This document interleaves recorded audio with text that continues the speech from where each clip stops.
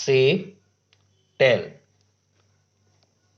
તો સે અને ટેલનો ઉપયોગ આપણે ક્યારે કરીશું તે આપણે અહીંયા સમજીએ. સૌપ્રથમ સે અને ટેલ તો એક જેવું જ દેખાય છે, તે છતાં પણ અહીંયા અલગ અલગ રીતે કેવી રીતે ઉપયોગ કરવો તે જોઈએ. સે એટલે કેવું, ટેલ એટલે પણ કેવું. પણ હવે સેનો ઉપયોગ ઇંગ્લિશમાં જ્યારે સ્પેસિફાઈ ના હોય, એટલે કે કોઈ સાંભળનાર હોય નહીં ત્યારે આપણે સે નો ઉપયોગ કરીએ, અને ટેલ એટલે કોઈ સ્પેસિફાઈ એટલે કે સાંભળનાર હોય ત્યારે આપણે ટેલનો ઉપયોગ કરીએ છીએ.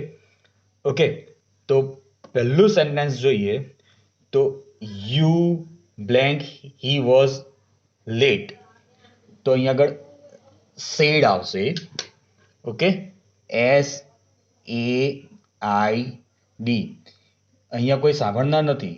You said he was late. Okay, એટલે કે તે અથવા તમે કહ્યું હતું તે મોડો ક્લાસમાં હતો. But he blank me.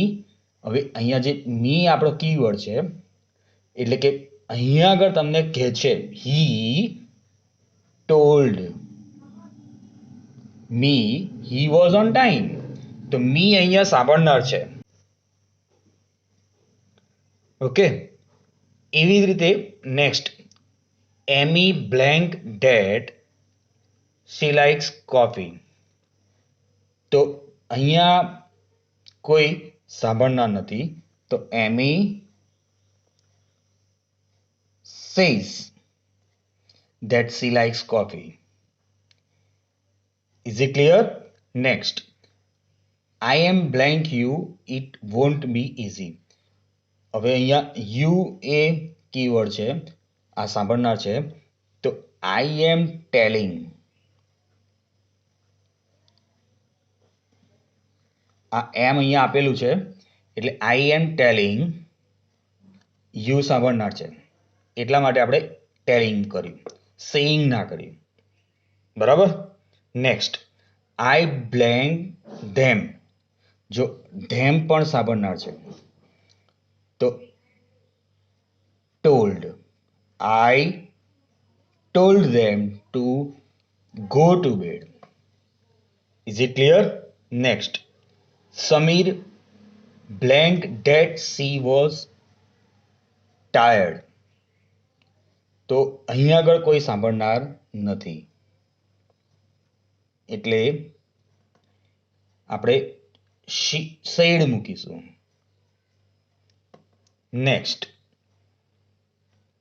Harsh blank he was sick. અહીંયા પણ કોઈ સાંભળનાર નથી, હી પહેલા. Okay, Harsh said. તો કયા સાંભળનાર છે આ બધા વાક્યમાં જોઈએ ફરી તો અહીંયા બટ હી ટોલ્ડ મી, અહીંયા you I M telling you, ત્યાં પણ સાંભળનાર છે, સ્પેસિફાઈ કરેલું છે. ચોથા નંબરમાં આઈ ટોલ્ડ ધેમ. ઓકે, તો આ સે અને ટેલનો ડિફરન્સ જોયો.